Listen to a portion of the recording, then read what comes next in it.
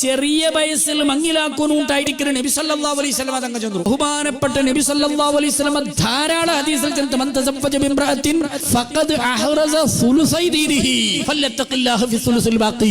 എപ്പോഴും തങ്ങ നിക്കാഹുറ മജ്ലിസിൽ കേൾക്കുന്ന ഹദീസായിട്ടിക്കറ് അല്ലാഹുവിന്റെ നബി തങ്ങൾ ചൊല്ലുന്ന ദീന്റെ മൂന്നിൽ രണ്ട് മങ്ങിലത്തോട് പൂർത്തിയായിട്ട്, അഥവാ ഒരാണ് മങ്ങിലാവലോട് കൂടെ അവന്റെ ദീന്റെ ജണ്ട് പൂർത്തിയായിട്ട്, അഥവാ ഇത്രത്തോളം മാർഗത്തറുകളും മോറിലും കട്ടലും അവിടെ ൂടല്ലതെ ചോണ്ടിന്നവണു അവനക്ക് ജവാബ്ദാരി ബണ്ട്.